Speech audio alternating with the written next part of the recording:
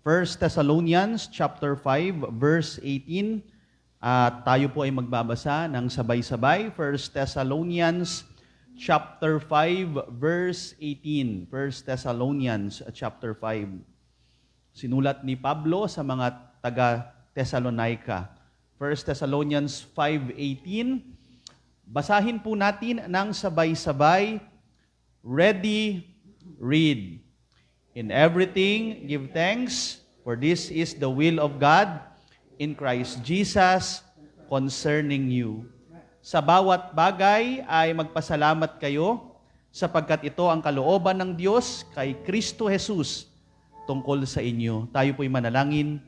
O mahabaging Diyos, maraming salamat po sa umagang ito at salamat po Lord sa iyong pahintulot na muli kaming magsama-sama magtipon sa iyong bahay panambahan. At sa bahaging ito na kami ay kakain spiritual. Nawa, Lord, ay namnamin namin ang iyong mga salita.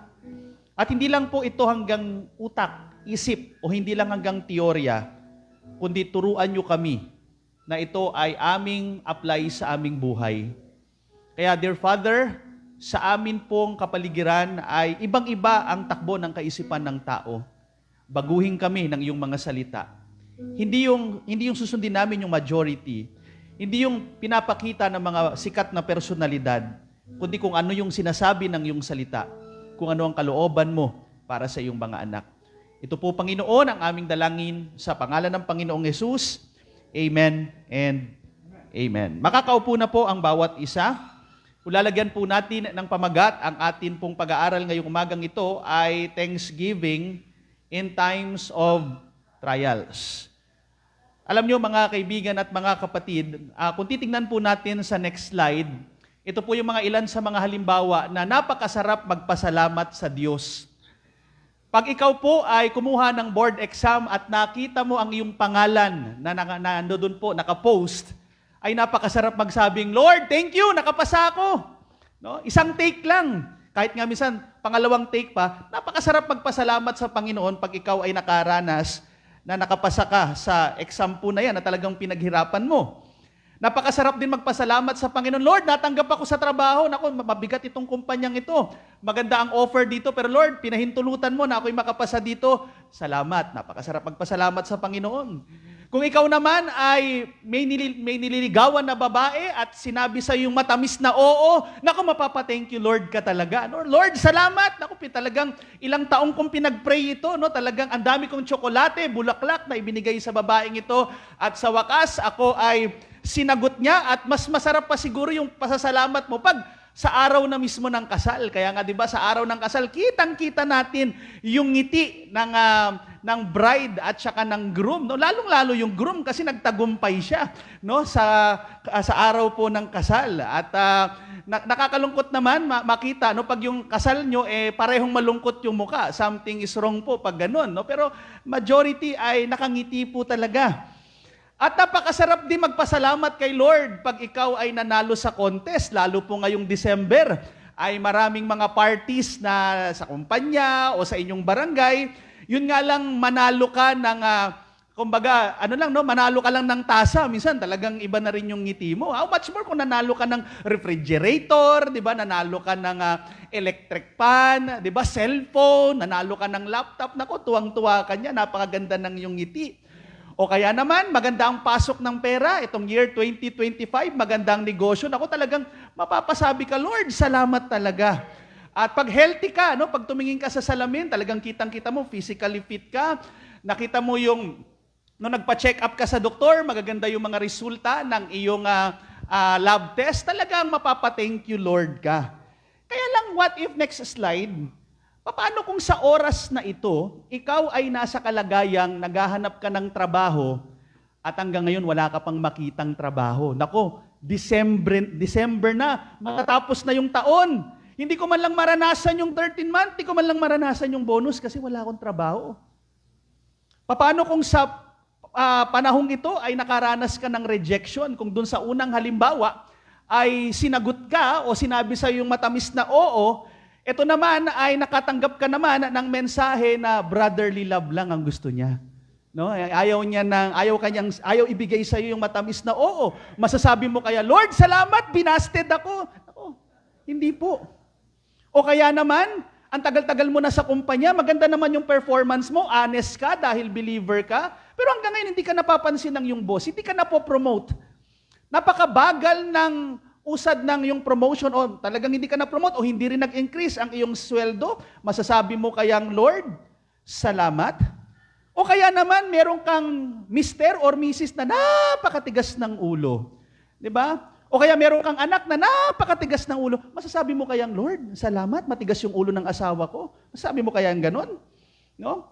O kaya naman, ikaw yung nakakalungkot mang sabihin, pero marami tayong mga kababayan, itong taon lang, ang ganda-ganda ng bahay, biglang may baha, nasira yung property nila, o kaya naka-experience ng matinding lindol, yung bahay na kanyang pinatayo ay talagang nag-crack, no, nasira.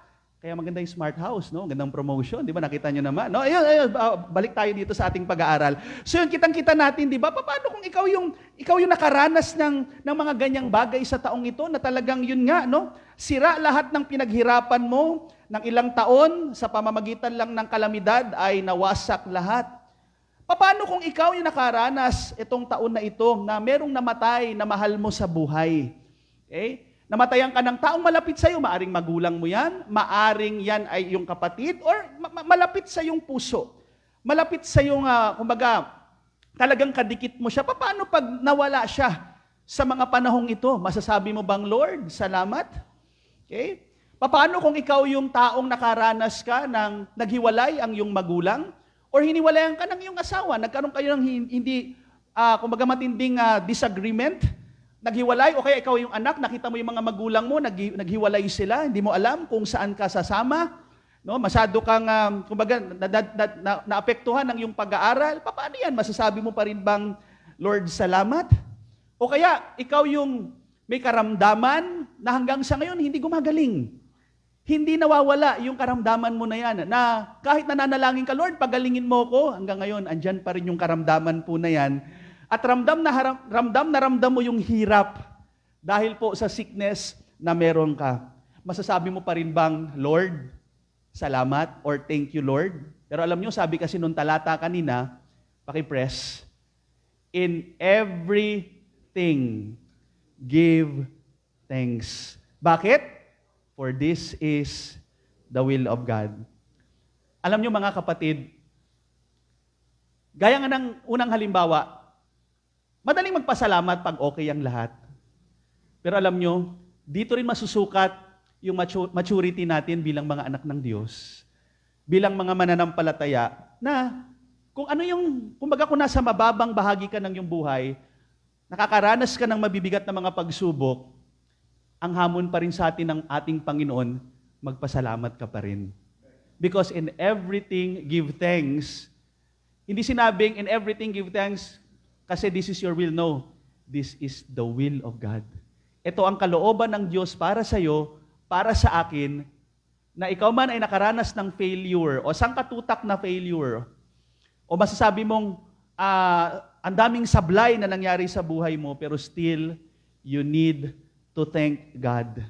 Mga kaibigan at mga kapatid, may mga ilang bagay na gusto kong ibahagi na bakit sa kabila ng kahirapan, sa kabila ng troubles, trials, tribulations in your life, still, kailangan pa rin nating magpasalamat sa atin pong Panginoon. Number one, in times of trials, let's thank God's sovereignty. Alam niyo mga kaibigan at mga kapatid, kahit ano pa po mangyari sa ating buhay, ito po ang malinaw na sinasabi ng banal na kasulatan, God is in control. He is still the King of Kings. He is still the Lord of Lords. Kaya ano man ang nararanasan natin sa buhay po natin, meron tayong Diyos na nakatingin sa atin, na lagi nating kasama, who is in control sa lahat ng bagay. Kaya kung nakakaranas ka ng hirap sa mga panahong ito, hindi ka naiiba doon sa mga sinaunang mananampalataya. Hindi ka naiiba doon kagaya kila Pablo. Kaya nga, letter A, pasalamatan natin siya because of His sovereign grace. Dahil po ang ating Diyos ang kanyang biyaya ay nandiyan pa rin sa kabila ng kahirapan, sa kabila ng mga problema, andyan pa rin yung biyaya ng Panginoon. Alam nyo, tingnan natin yung nangyari kay Pablo, isang pamilyar na talata sa Bible. In 2 Corinthians chapter 12, kung sisimulan po natin sa verse 7, ito ho ang makikita natin. Unless I should be exalted above measure through the abundance of the revelations, there was given to me a thorn in the flesh. Huwag niyong kalilimutan na si Pablo, bagamat siya'y apostol, nakakagawa siya ng milagro. Siya po talagang hinahangaan, isa siya sa masasabi nating matalinong writer sa Bible. Kung sa Old Testament, ay andyan si Solomon. Sa New Testament, kitang-kita natin yung katalinuhan ni Apostle Paul. Pero sa bahaging ito, meron siyang sinasabing meron siyang thorn in the flesh. At gaya sa mga nauna pang pag-aaral natin, maaring itong thorn in the flesh na ito, maaring may kinalaman sa kanyang mata, maaring ito yung mga sugat sa kanyang katawan, pero ang point lang na sinasabi po ng talata, itong si Pablo ay meron siyang daladalang hirap sa kanyang katawan. May daladala siyang pasakit na nilalapit niya sa ating Panginoon. In fact, sabi nga po dito sa verse, tingnan po natin doon sa next verse po, no? Doon sa verse number 8, for this thing I besought the Lord, apostol po ito, I besought the Lord thrice. 3 beses. That it might depart from me. Lumalapit siya sa Panginoon 3 beses. Lord, alisin niyo itong thorn in the flesh na nasa sa akin. Alam niyo, si Pablo na maraming nagagawang milagro, di ba alam naman natin, si Pablo natuklaw yan ng makamandag na ahas. Hindi siya namatay, pero sa bahaging ito, hindi nawawala yung kanyang kahirapan o maaring karamdaman na naranasan ng mga panahon na yan. Ito lang ang reply ni Jesus Christ. And He said unto me, my grace is sufficient for thee, for my strength is made perfect in weakness. Thank God. Na kahit ikaw ay nakakaranas ng hirap kung sa oras na ito, may bigat kang dinadala, may karamdaman kang daladala. Alam nyo, ito ang, kumbaga, parang ang dami mong pwedeng sabihin na, kumbaga, pwede kang umangal, pwede kang, kumbaga, magbigay ng iyong mga hinaing. Pero alam nyo, sa kabilang banda, pasalamatan pa rin natin ng Diyos dahil ang kanyang biyaya ay supisyente sa kabila ng iyong kahirapan. Hindi nawawala po yan. Kaya nga automatic yan, ibinibigay niya sa kanyang mga anak sa panahon na tayo po ay may mga trials, tribulations in this life. Supisyente ang grace ng Panginoon. Number 2, His sovereign goal. Alam niyo mga kaibigan at mga kapatid, tandaan niyo po, bagamat sa daigdig na ito, merong sinasabing disgrasya. Pero when it comes to God, there's no such thing as accident. Everything is under His control. Hindi nabibigla si God. In fact, walang emergency meeting sa langit. Hindi sinasabi ng Diyos, uy, nagkakaroon ng rally, ano nang gagawin natin, Trinity? Walang ganon. Because everything is under the control of God at lahat po may goal, may purpose ang God sa lahat ng mga nangyayari sa buhay po natin. Maaring sa ngayon, sa present dispensation natin, sa present time natin, hindi natin maintindihan lahat ng yan. Kahit nga kami mga pastor na nag-aaral sa Bible, hindi lahat kaya naming ipaliwanag. Kaya nga kami, kung meron kaming isa sa mga paboritong verse, ito yung secret things belongs unto God. Hindi namin kaya ipaliwanag lahat. Kaya nga sabi ng Romans 8:28, mga kapatid, and we know, sabi ni Pablo, that all things, hindi some of the things, but all things work together for good. Kanino daw po? Work together for good to them that love God. Kahit na ikaw ay naglilingkod ng tapat, kahit na ikaw ay inaayos mo ang iyong pamumuhay, namumuhay ka ng may kabanalan, pero hindi ka exempted na magkaroon ng sakit, mawalan ng pera, hindi ma-promote, hindi ka exempted sa lahat ng mga yan. But remember, all things work together for good. Dahil ang Diyos natin, lagi siyang may purpose, lagi siyang may layunin sa buhay mo at sa buhay ko. Maaring kakausap ka ng mga ibang tao o makikinig ka ng mga so-called expert sa daigdig na ito. Meron silang sasabihin na iba-ibang mga opinion, parang kagaya po ni Job, kung maalala niyo po sa Bible. Itong si Job, may mga so-called expert na mga kaibigan. Ang daming mga iba-ibang papalagay ang kanyang mga kaibigan. Job, kaya nangyari sa iyo yan. Siguro may tinatago ka, no? May kalokohan kang tinatago. Sabi naman ng isang kaibigan, yan kasi Job, mayroon ka kasing kalokohang ginawa. O kaya sabi naman ng isang kaibigan, dapat mas masahol pa dyan yung nangyari sa'yo. Biruin mo yan, iba-ibang opinion. Pero alam nyo mga kaibigan at mga kapatid, kahit na ikay naglilingkod ng tapat, tandaan nyo lang to, ano man mangyari sa inyong buhay, all things work together for good. May layunin ng Panginoon. Maaring sa ngayon, hindi mo pa makita yung good.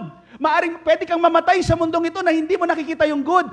Pero sa kabilang buhay, dyan yung makikita, dyan natin makikita ang lahat ng magandang plano ng Panginoon. Tandaan nyo po, kung ikaw'y nakakaranas ng hirap sa ngayon, hindi rin tayo nalalayo sa mga, o mas matindi yung nangyari sa mga isinaunang mananampalataya. Paulit-ulit na nasasabi dito, ito yung mga nakaranas ng mga pinakain sa leon, ito yung mga sinunog ng buhay, ito yung mga pinugutan ng ulo. Masasabi ba nilang, thank you Lord? Pero alam nyo, kahit yung mga mananampalatayang yung namatay sila sa matinding persecution, pero still, makikita pa rin natin na ang Diyos ay may plano sa kanilang buhay. May malalim siyang plano na hindi natin nakikita sa ngayon. Kaya nga sinasabi ng 1 Peter 1:7, that the trial of your faith, yung pagsubok sa inyong pananampalataya, being much more precious of gold, that perisheth, though it be tried with fire, might be found unto praise and honor and glory at the appearing of Jesus Christ. Tandaan niyo po, ang isang ginto, para lumabas ang purong ginto, dadaan ito sa apoy. Balang araw po, haharap tayo sa Bema Judgment bilang mga believers, bilang mga mananampalataya. At lahat ng mga nangyari sa buhay natin, doon lang natin ma-appreciate, buti na lang nagpatuloy ako sa Panginoon. Buti na lang hindi ako tumigil. Buti na lang, patuloy ko pa rin pinasalamatan ng Panginoon. Kahit na anong nangyari sa aking buhay. Letter C, His sovereign guide. Alam nyo, salamat naman. Dahil sa ating paglalakbay, hindi tayo iniwanan ng Diyos sa ere. Hindi yung, bahala na kayo dyan. Hindi, nagbigay siya ng guide. Meron tayong gabay. At salamat, we have the Word of God. Ang Bible po ang pinakagabay natin pagdating sa atin pong tinatawag na faith and practices. Na sinasabi nga ng Psalm 119 verse 105, Thy Word is a lamp unto my feet, and a light unto my path. Sa ating paglalakbay na ito, napakadilim ng ating daigdig. Pero salamat, meron tayong dalang lampara. May liwanag tayo, and that is the Word of God, na sa ating paglalakbay, paunti-unti, nakikita natin yung liwanag. Dahil po sa salita ng Diyos, mga kapatid. At ito pa po ang sabi ng John 16:13. Howbeit, meron pa tayong blessing. Howbeit, when He, sino po yan? The Spirit of truth is come. Anong gagawin ng Holy Spirit? He will guide you into all truth, for He shall not speak of Himself, but whatsoever He shall hear, that shall He speak, and He will show you things to come. Alam nyo, blessing, meron tayong Word of God, meron pa tayong Holy Spirit. Alam nyo, itong dalawang ito, hindi yan dapat maghiwalay. Kasi alam nyo, kahit mga kulto gumagamit ng Bible eh. Ang problema sa mga cult, wala silang Spirit of God. Kasi ang meron lang Holy Spirit, mananampalataya.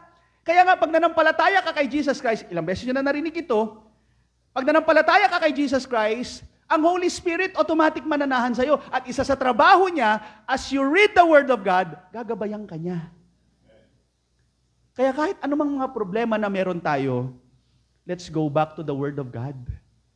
Kaya nga magpasalamat tayo dahil kabilang tayo sa isang local church na nagtuturo from the Bible. Kasi pag nakaranas ka na ng problema sa iyong buhay, minsan kasi pag ang karamihan sa ngayon, ay gusto kong umatin sa church na yun. Bakit? Ang galing ng pastor magpatawa. Grabe, natatawa talaga ako. Mga kapatid, hindi tayo comedy show. Minsan, blessing po nagiging sangkap yung patawa, pero hindi yung patawa ang pinaka-main dish po dyan. It's the Word of God. Pampagising na lang yan.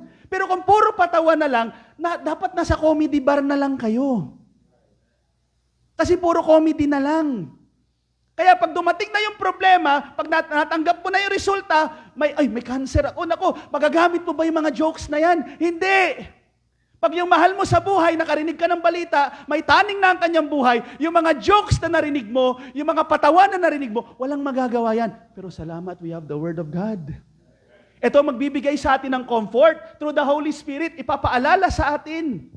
Kaya kahit mabigat ang mga nararanasan natin sa buhay, mga kapatid, wag nating kalimutang pasalamatan pa rin ang Panginoon. Hindi niya tayo tuluyang iniwanan. Meron tayong gabay. Meron tayong Word of God. Kaya sa panahon na may mga problema, hindi yung pocketbook ang iyong babasahin. Hindi yung mga posts sa Facebook. Go back to the Word of God. Yan ang magbibigay sa iyo ng comfort, strength, in order for you to continue. Pangalawa po, mga kapatid, kailangan natin, kumbaga, let's thank God pa din sa kabila ng mga trials and temptations because, number 2, makikita natin, in times of trials, let's thank God's support. Susuportahan ka ng Panginoon. Letter A, isa po sa mga support na ibibigay ng Panginoon, yung kanyang presensya. Ang kanyang presensya. Alam nyo mga kaibigan at mga kapatid, sa tao-taong usapan, kung meron lang taong mananatili sa'yo, napakalaking bagay na po niyan. No, meron kang kaibigan, sa kabila ng mga problema, nandyan. Pero iba pa rin po yung presensya ng Diyos. May mga pagkakataon na ang mga kaibigan mo ay hindi mo maaasahan. May mga pagkakataon ang iyong mga kamag-anak, hindi mo maaasahan pag may problema ka. Pero ito lang po ang blessing bilang anak ng Diyos, bilang mananampalataya. May nangako sa atin na ang sabi niya, I will never leave thee nor forsake thee. Salamat naman, hindi tayo nag-iisa sa pagharap natin sa mga problema sa buhay na ito. Na sa panahon na ikaw ay may karamdaman, sa panahon na ikaw ay wala ng budget, sa panahon na ikaw ay naguguluhan, natatakot, salamat, meron pa rin tayong kasama. At kasama natin ang Panginoon. Hindi lang yan. Pangalawa, mga kapatid, isa po sa makikita nating support na pinagkaloob ng Diyos sa atin, panalangin. Alam nyo, napakasarap na tayo po ay may malalapitan. Napakasarap na tayo ay may mahihingahan tayo sa bigat na dala-dala natin. At yan ang ating Panginoon. Kaya nga, di ba, even sa mga, sa mga secular na, like for example, mga psychologists, sinasabi nila na kailangan nating sabihin, no? Kumbaga, kung meron kang dala-dala, nakakapag-open ka ng problem sa isang tao. Pero alam nyo, salamat, dahil ang ating Diyos, anytime pwede kang mag-open sa Kanya.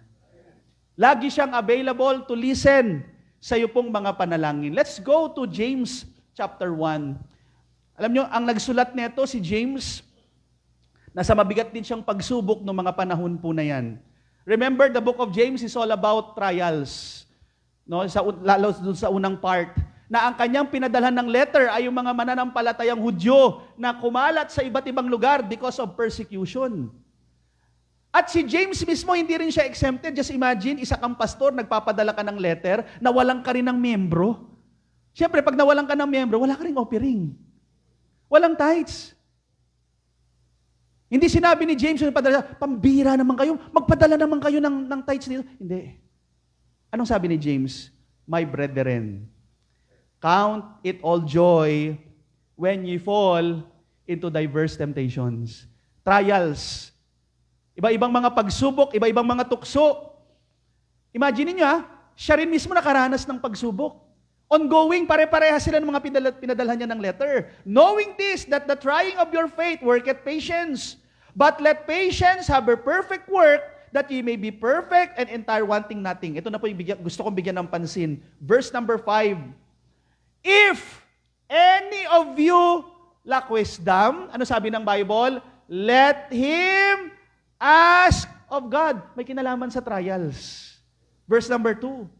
Kasi sa panahon na tayo po ay may mga pagsubok, madalas wala sa kaayusan ang ating isip. Madalas ang iniisip natin, yung kumbaga agad-agad tayo nagdidesisyon, padalos-dalos tayo. Pero sa panahon na may mga problema, dapat po nananalangin tayo. let's ask wisdom from above. Let's ask wisdom from God para tayo po ay mabigyan ng maayos na kaisipan every time na tayo po ay humaharap sa mga problema. Kasi kadalasan, mga kaibigan at mga kapatid, sa panahon ng problema, ang tao, madalas, mali yung kanyang nagiging desisyon. Meron na nga mali, madadagdagan pa ng another na mali. Kaya nga, kinakailangan po natin ng wisdom from above.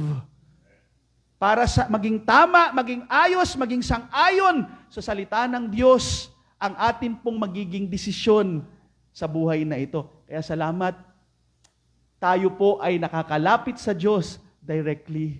Alam nyo mga kaibigan at mga kapatid, sa paganong daigdig, mahal sa kanila ang panalangin.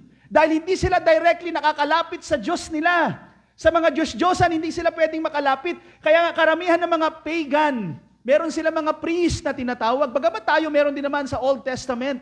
Pero in the New Testament, salamat, tayong lahat ay priest. Directly makakalapit tayo kay God at masasabi sa Kanya yung mga problema natin. Sa mga pagano, kailangan pa nilang magbayad sa kanilang priest. Mag-aalay pa sila ng mga kung ano, ng mga hayop, mga dugo, para lang lumapit sila doon sa kanilang Diyos-Diyosan. Pero salamat, ang God natin, it's free. Libre lang. Bukas lagi ang line para kausapin natin ang Panginoon. Alam niyo, nakakalungkot lang sapagkat maraming mga tao, konting problema, papakatiwakal. Tatapusin ang kanilang buhay kasi akala nila nag-iisa na lang sila. Mga kapatid, bilang mananampalataya, hindi ka nag-iisa. Kaya lang, nakakalimutan lang kasi natin minsan, makipag-usap. Ang ano kasi natin, sarili na lang natin iniisip natin, nakalimutan natin, lagi palang bukas ang line.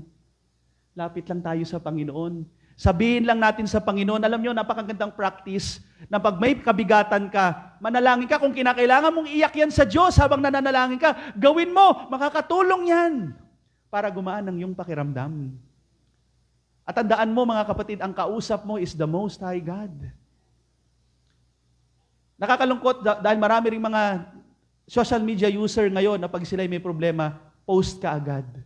Walang magagawa yung post nyo. Hindi naman tayo sa Marites na nanalangin eh. Pag pinost nyo yan, matitrigger po yung mga chismis. Minsan lalong magiging komplikado. Kaya gusto ko minsan yung buhay ni Ate Jean eh. Walang Facebook. No? Walang cellphone. Payapa ang buhay. Pero updated dahil may radyo eh. Ganyan po, lapit lang natin sa Panginoon kung ano yung mga problema natin. Ang Diyos natin ay laging nakikinig. Pero hindi niya tayo spoiled. Laging sasagot ang Panginoon ng ayon sa kanyang kalooban. Salamat dahil bukas ang linyada para kausapin natin siya. Letter C, andyan yung kapangyarihang ibibigay niya sa iyo. Mga kapatid, si Pablo po, kung meron man tayong magandang halimbawa sa Bible na nakaranas ng napakabigat na mga persecution, iba't ibang kahirapan sa kanyang buhay, isa yan si Apostle Paul. Philippians chapter 4, simulan ko sa verse 12, kasi madalas yung 13 tayo. Verse 12, I know both how to be abased, and I know how to abound. Everywhere and in all things I am instructed both to full and to be hungry, both to abound and to suffer need. Pero ano sabi ni Pablo? I can do all things through Christ, which strengtheneth me. Sinasabi ni Pablo na may mga pagkakataon sa paglilingkod sa Diyos, busog ka. May mga pagkakataon naman, gutom ka. May pagkakataong masaya ka, minsan malungkot ka. Pero ano man yan, bibigyan ka ng Diyos ng kapangyarihan na masasabi mong, I can do all things through Christ, which strengtheneth me. Na siyang magbibigay sa iyo ng lakas, na siyang magbibigay sa iyo ng kapangyarihan para harapin yung mga iba't ibang pagsubok sa buhay na ito. Mga kaibigan at mga kapatid, hindi po sa lahat ng pagkakataon ang buhay mananampalataya ay nasa kasaganahan. Huwag tayo magpapauto sa mga prosperity gospel preachers na pag sinabing pag ikaw ay nasa Panginoon, hindi ka na maghihirap. Dapat, pagdating ng 5 years, dapat may sasakyan ka na. Huwag kayong maniniwala sa ganon, lokohan yun. Sa mga prosperity gospel, ang yumayaman, yung mga leaders. Pero in reality, alam nyo, nakakahiya nga eh. Mag-a-announce ka ng ganon, dapat mayaman. Tingnan mo muna yung mga karakter sa Bible. Si Jesus Christ nga eh. Pwede nating sabing, NPA, no permanent address siya. Saan-saan lang siya. Kung saan siya abutin, doon lang siya hihiga. Kung saan bundok na malapit, doon lang siya nananalangin. So, kitang-kita natin na anuman ang maranasan natin, yes, hindi naman lahat pahirap, may mga pagpapala din naman. Pero kung anuman yung maranasan natin, I can do all things through Christ, which strengtheneth me. Di ba? And naalala ko itong mga member ng choir nung nakaraan, no? After ng anniversary, talagang grabe mga ansyaw, naghanap buhay itong mga ito. No? Di ba kaya nga, natakot na yung mga members maglapitan sa kanila kasi, ice cream, ice cream. Pero hindi sa lahat ng pagkakataon may ice cream. May mga times na titigan lang yung mga yan, wala rin silang ice cream. May mga times na wala rin ibibigay si Ma'am Maylin sa kanila. Pero tuloy lang. Because we can do all things through Christ, which strengtheneth me. Another po, mga kapatid, ang blessing din sa panahon na tayo ay may mga problema, alam niyo ang bait ng Panginoon, may mga pinapadala siyang partners. May mga ipapadala siyang tao, minsan nga hindi mo pa inaasahan, yun ang gagamitin ng Panginoon. Diba? Minsan, may tendency din kasi tayo pag alam nating, uy, may pera itong member na ito. Diba? Mananalangin tayo, paririnig natin dun sa member, Lord! Wala na kaming makakain. Paparinig dun sa member. Mga kapatid, hindi yung member yung si Lord, ha? Baka akala nyo yun si Lord. Pero alam nyo minsan, may mga pagkakataon, akala nyo yung mga iniisip nyong may pera sa buhay, yung tutulong sa... Magugulat kayo minsan, merong mga balo, parang kagaya kay Elisha, kung sino pa yung balo, kung sino pa yung walang pera, yung paubos na yung mantika, paubos na yung flour, yung paminsan yung gagamitin ng Panginoon para tumulong sa'yo. Pero ang point lang dito, sa panahon na ikaw ay down, sa panahon na ikaw ay medyo kapos, may gagamitin ng Panginoon. May ipapadala siyang uwak. No? May ipapadala siya sa yung widow woman na siyang gagamitin niya para tulungan ka. Kaya nga, di ba sinasabi ng Ecclesiastes, 2 are better than 1 because they have good reward for their labor. Kaya talagang blessing din no, sa mga pagkakataong ito, malaking bagay din kung sino yung mapapangasawa ninyo. Nakakalungkot si Job, di ba? Naalala niyo si Job? Naghihirap na nga siya. Pambira yung misis niya, putak pa ng putak. Pambira ka, sumbain mo na yung Diyos mo para mamatay ka na. Napakagandang encouragement nun. Di ba? Palagay ko si Job may insurance. Biro na. Kaya inaano na siya ng misis niya, mamatay ka na para matanggap na siguro. Wala naman pong ganon. Biro lang yan. Pero di ba, blessing pag ang iyong partner, ang asawa mo ay parehas mong mananampalataya, may takot sa Diyos. Dahil sa mga panahon ng mga problema, yan ang magiging partner mo na lalapit sa Panginoon. Yan ang magbibigay sa iyo ng encouragement. Kahit na discourage ka na. Minsan nga, wala ka nang tiwala sa sarili mo eh. Pero salamat, may mga ginagamit ang Panginoon to encourage us. Tapikin tayo sa ating mga likod para encourage tayo magpatuloy. Sabi nga ng Galatians 6:2, bear ye one another's burdens, and so fulfill the law of Christ. Napakasarap na meron kang katuwang na masasabihan mo ng mga problema. At sabi pa ng James 5:16, confess your faults one to another, and pray one for another. Napakasarap po nito. Salamat, meron tayong mga kapatiran. Meron tayong mga kapwa mananampalataya, kahit hindi man natin kasama dito sa local church natin, na alam nating nananalangin sa atin. Na sa pagharap natin sa mga problema, sa mga krisis sa buhay po natin, salamat, merong mga taong walang sawang nananalangin po sa atin. Hindi man natin kilala, madalas yung mga yan. Hindi man sila nabibigyan ng plaque. Hindi man sila nabibigyan ng reward sa mundong ito. Pero ginagamit sila ng Panginoon. Di ba minsan, mag-isip na tayo, bakit pa tayo nagpapatuloy? Di ba maraming beses na, kahit kami po, maraming beses na kami nag-isip mag-quit. Pero bakit may lakas pa rin na nagpapatuloy? Bakit ginagamit pa rin ng Panginoon? Kasi sa kabilang banda, behind the scene, may ginagamit ang Diyos ng mga tao na walang sawang nananalangin sa atin. Maaring nasa sulok lang yan, parang Jabez Ministry, minsan nasa kantin, minsan nandito sa baba, di ba? O kaya naman yung GOT, no? Minsan nawawalan pa ng koneksyon, pero may mga nananalangin. May nagpipray, may lumalapit sa trono ng Diyos para ipanalangin po tayo. Salamat po sa mga taong yan.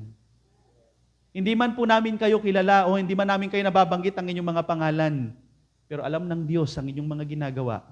Kaya salamat sa Panginoon dahil may mga tao po behind the scene na sumusuporta sa mga leaders ng church. 26 years na tayo FBC. Diba? Ang dami ng dramang nangyari sa atin. Ang dami ng mga pagsubok. Bakit tayo nagpatuloy? Siyempre, makapangyarihan ng Diyos at siyempre may mga nananalangin. Salamat po. May mga partners. Hindi naman din lahat pasaway. Salamat naman. At salamat dahil may mga katuwang sa paglilingkod sa Panginoon. Hindi po one-man show ang paglilingkod, kundi may mga kasamang naglilingkod sa Panginoon at ginagamit niya po yan para tayo po may lakas para magpatuloy sa Panginoon. Panghuli po, let's look at God's sure promises. Salamat po dahil ang Diyos, pag siya'y nangako, ginagawa niya.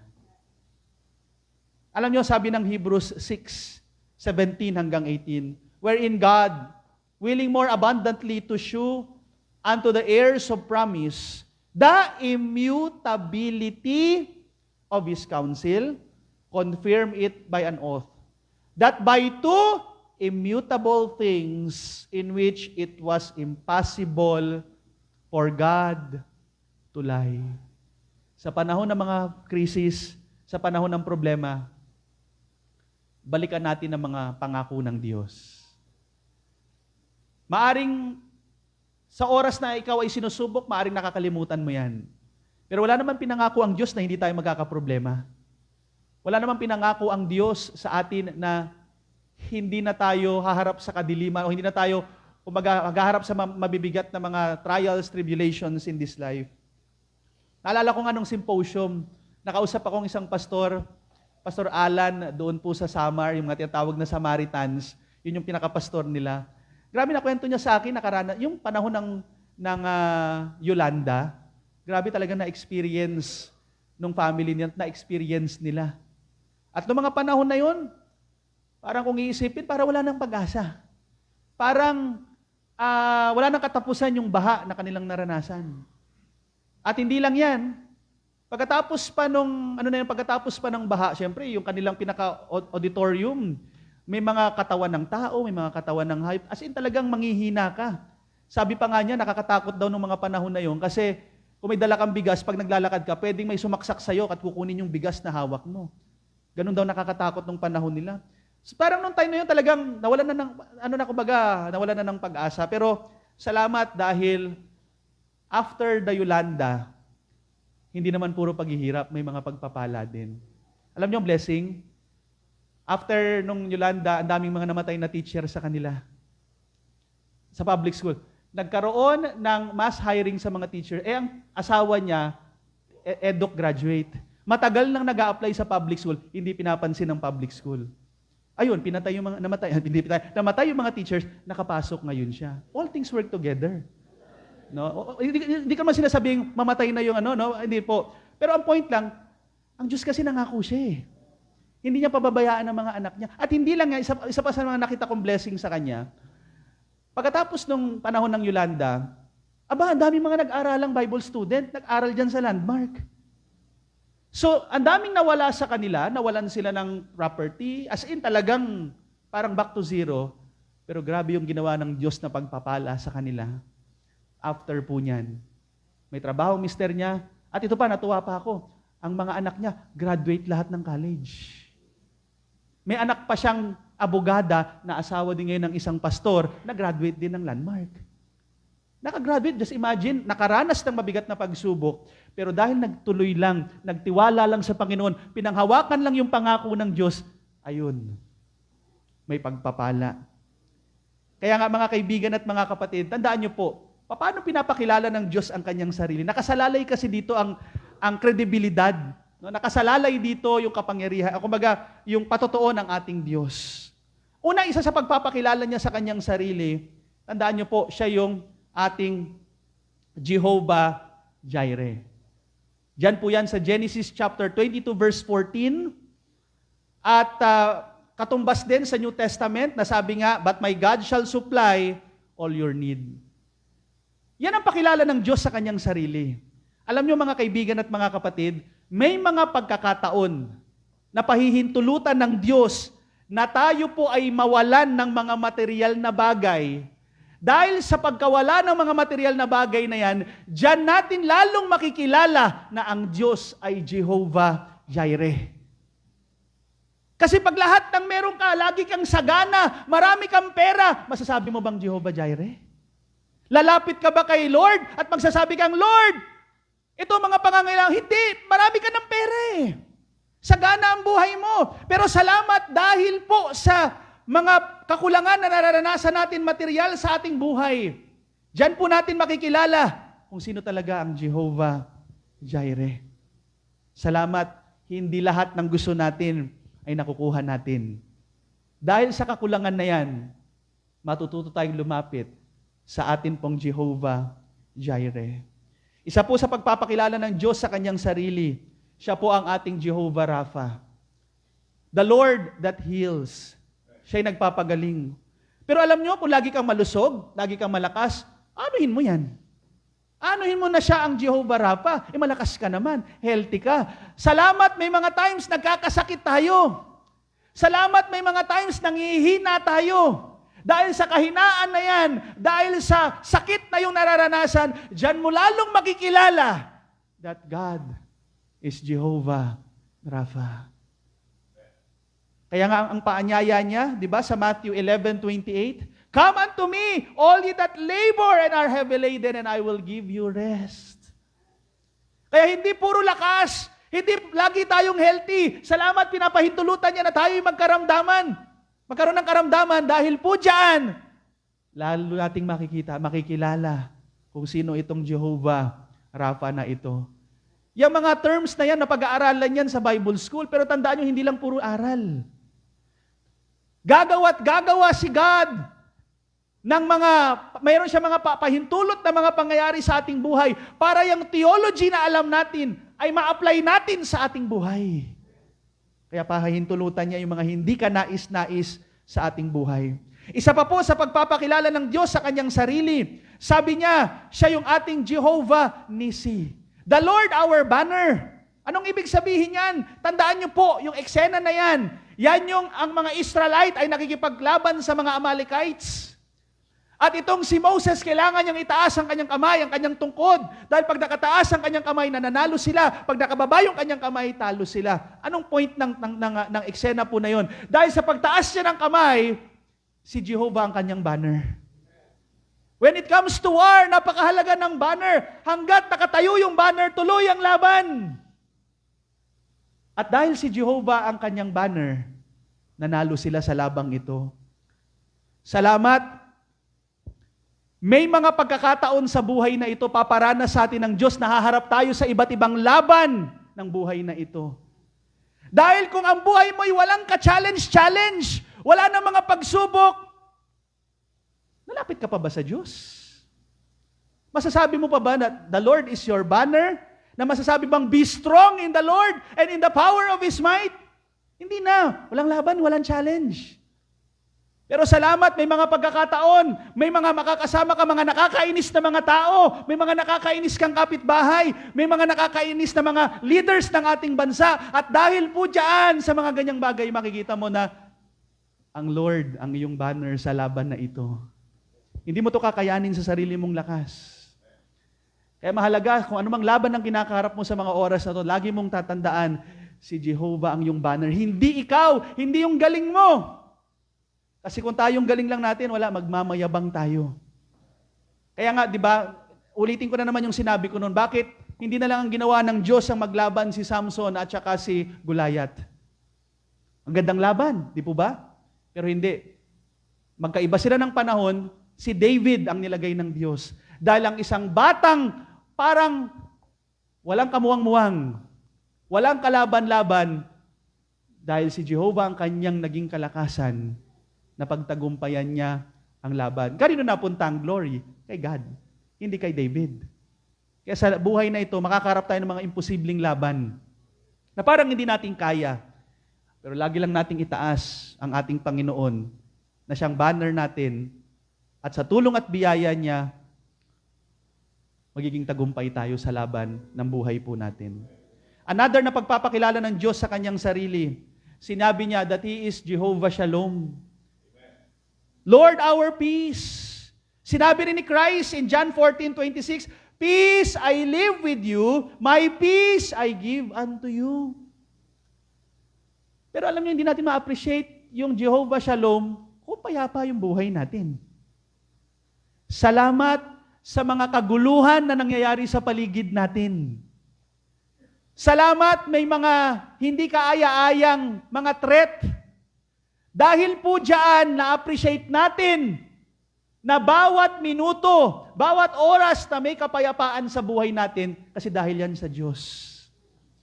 Alam niyo mga kaibigan at mga kapatid, maraming mga mayayaman, bilyon-bilyon ang pera, pero walang katahimikan, walang kapayapaan. Salamat, tayo po ay mga simpleng mamamayan lang ng bansang ito. Na kahit maglakad tayo dyan dito sa Pag-asa 3 Street o kahit magpunta ka doon sa Pasig Palengke, hindi ka mangangamba na may hold up sa'yo kasi baka maawa pa sa'yo pag hinold up ka. Pati ka natatakot kasi may kapayapaan tayo. Alam nating nandyan ang Panginoon. Alam nating meron tayong Jehovah Shalom na magbibigay sa atin ng peace. Ano man na mangyari sa buhay na ito. Kaya nga, di ba, pag nakikinig ka ng news, nakaka-stress. Hearing dito, ito na naman. May bago na namang witness, ganto-ganto. May rally dito, rally doon, taas presyo dito. Hindi na bumababa ang presyo, tumataas. Mas-stress ka, mawawalan ka ng pag-asa. Relax. Si God ay nagbibigay ng peace that passeth all understanding. Dahil ang ating Panginoon, siya po ang ating Jehovah Shalom. Next po, pakilala ng Diyos, siya yung ating Jehovah Ra'ah. The Lord our Shepherd. Alam nyo, sa John 10:11 and verse 14, ni-reveal kung sino itong shepherd na ito. Sabi ni Christ, I am the good shepherd. The good shepherd giveth his life for the sheep. I am the good shepherd, and I know my sheep, and am known of mine. Sabi nung writer ng Psalm, the Lord is my shepherd, I shall not want. Alam nyo, salamat na lang dahil ang mga tao sa paligid natin imperfect. Diba? Imagine niyo na lang kung halimbawang ang misis mo o mister mo napakabait, na wala ka makitang kasalanan. Naku, hirap niyan. Baka sambahin mo na yung mister mo o misis mo eh. Dahil wala ka makitang pagkakamali. O kaya naman, napunta ka sa isang church, wala akong makitang problema sa church na to, napaka-perfect. Di ba? Alam natin, hindi yan ang reality. Pero salamat sa mga imperfections na nakikita natin sa mga nasa paligid natin, sa mga taong nakakasalumuhan natin. Kasi dahil sa mga imperfections na yan, ma-appreciate natin yung sinabi ni Christ, the Lord is my shepherd. O sabi ng Bible, the Lord is my shepherd, I shall not want. Ang ating Panginoong Jesucristo lang, sapat na, mga kapatid. Kaya nga, may tao mang dumating sa buhay mo, o may tao mang mawala sa buhay mo, tuloy lang ang buhay dahil nang si Jesus Christ ang iyong naging tagapagligtas. Sapat na, wala ka nang hahanapin pa. Kaya nga merong mga kabataan na pag binasted sila o yung babae niloko siya ng boyfriend niya, nawawala na ng pag-asa kasi bakit? Akala niya yung lalaki o yung babae niya yung Diyos niya. No! Kahit i-busted ka, kahit iwanan ka ng lalaki yan, lokohin ka still, andyan si Jesus Christ na hindi ka iiwan at pababayaan. Sapat na siya. Mga kaibigan at mga kapatid, kaya salamat sa mga pagkukulang ng mga tao sa paligid natin dahil dyan natin lalong na-appreciate na si Kristo lang sapat na. Kasi kung masyado ng maganda lahat, naku, makakalimutan natin si God. Pero salamat, meron tayong shepherd. Natuturuan tayong maging kontento na wala na tayong hahanapin pang iba. Sabi pa po ni God, siya po yung ating Jehovah Sidkenu. Sabi po doon, the Lord our righteousness. Alam niyo mga kaibigan at mga kapatid, salamat po, hindi tayo perfecto. Alam din natin, hindi tayo perfect, may mga pagkukulang tayo, may mga pagkakamali tayo. Kasi alam niyo, kung dumating na sa point na napaka-perpekto na ng tingin mo sa sarili mo, hindi mo na kailangan si Jesus. Yan ang problema sa mga Pariseyo. Ang mga Pariseyo, piling banal. Ang yabang pa nga, di ba? Remember yung tinuro ni Christ, sabi pa ng isang Pharisee, buti na lang Lord, di ako kagaya nun. Yun, tax collector na yun. Ako, nagtatides ako, napaka-faithful ko, nagdadasal ako araw-araw. Wow! Sana all. Pero alam nyo, dahil doon sa sariling righteousness ng Pharisee, malayo siya sa kaharian ng Diyos. Because, ang sinasabi ng Bible, si Jehovah ang ating righteousness. Anong sinasabi ng 2 Corinthians 5:21? For He hath made Him to be sin for us, who knew no sin, that we might be made the righteousness of God in Him. Hindi tayo righteous. Lahat tayo makasalanan. There is none righteous, no, not one. Lahat tayo ay makasalanan. Lahat tayo ay palpak. Hindi natin kayang abutin ang standard ni God when it comes to our salvation. Pero salamat sa pamamagitan ni Jesus Christ na namatay sa krus para sa ating mga kasalanan. Sino man ang manampalataya sa Kanya, magtiwala sa Kanya, ay may buhay na walang hanggan. At ang righteousness na meron kay Christ, He will impute it sa ating mga nanampalataya sa Kanya. Kaya nga dahil po diyan, sa pananaw ng korte ng kalangitan, ang lahat ng mga nanampalataya kay Christ ay righteous in the sight of God. Dahil hindi na ho tayo ang nakikita. Ang nakikita na si Jesus Christ because He is our Jehovah Tzidkenu. He is our righteousness. Not our own righteousness, kundi yung righteousness na meron kay Christ. Kaya mga kapatid, pag nakita natin yung mga kapatiran natin na mga may pagkukulang, isipin din natin tayo rin mismo may mga pagkukulang din tayo.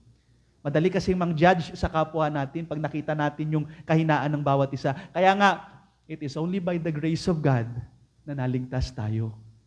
Kasi hindi sa pagiging perfect natin, hindi dahil sa hindi na tayo nagkakamali. No, maniwala kayo, kaya nga, hindi ideal na magsama-sama tayo sa isang bahay eh. Kasi pag nagsama tayo sa isang bahay, naku, maniwala kayo, maghihiwa-hiwalay na tayo. Kasi makikita natin yung imperfections ng bawat isa. Pero salamat, we have a perfect Savior, a righteous Savior na siyang namatay sa ating mga kasalanan.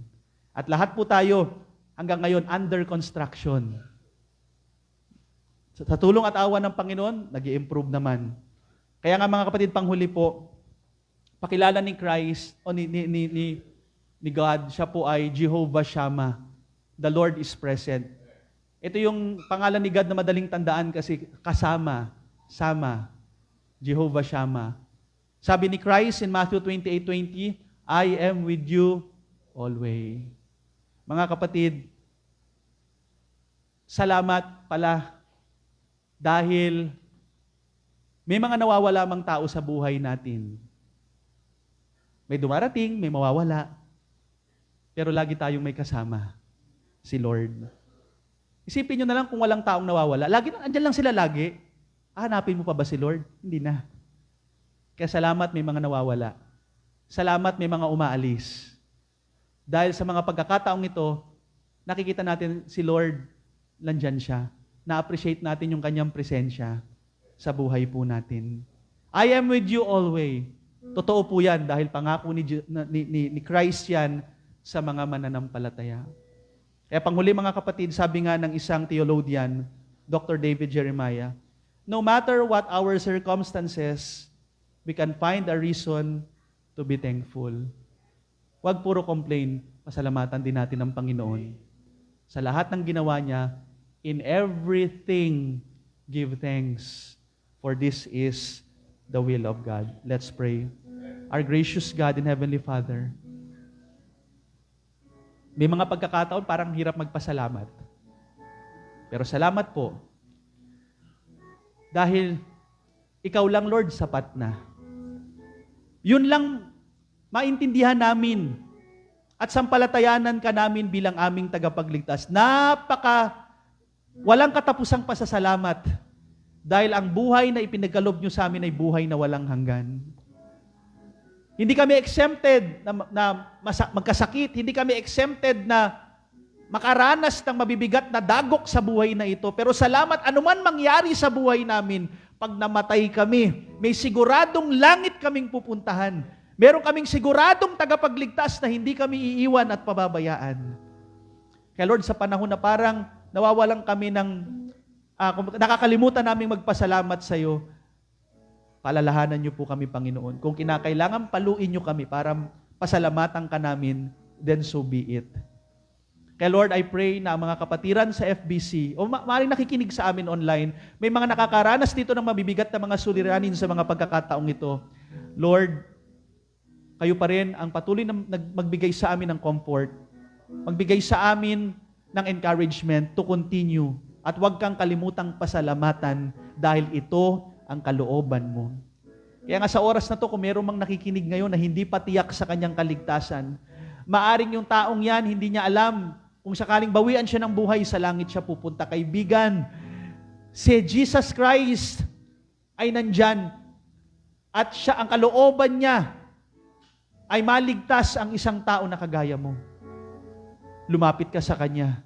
Yes, makasalanan tayo. Hindi natin kayang iligtas ang ating sarili. Walang perpekto. Pero salamat, merong perfect Savior na namatay sa ating mga kasalanan. Alam mo kaibigan, hindi mo kailangan magbayad. Binayaran na ng Panginoong Jesucristo ang atin pong penalty doon sa cross. Ang tanging tugon na hinahanap niya, manalig tayo sa Kanya.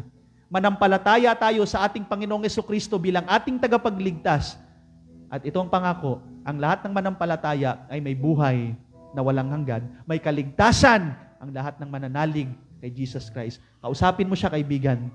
Pwede kitang gabayan sa isang panalangin. Ariin mo to na sarili mong prayer. Ito na yung prayer. Mahabaging Diyos, inaamin ko po na ako'y makasalanan at hindi ko kayang iligtas ang aking sarili. Panginoong Hesus, nananampalataya ako sa iyo, nagtitiwala na ikaw ay namatay sa krus para sa aking mga kasalanan at ikaw ay muling nabuhay dahil totoong ikaw ang nag-iisang tagapagligtas. Salamat sa iyong mga pangako. Pangako ng kaligtasan, pangako ng kapatawaran, at ng buhay na walang hanggan. Sa pangalan mo, Jesus, Amen.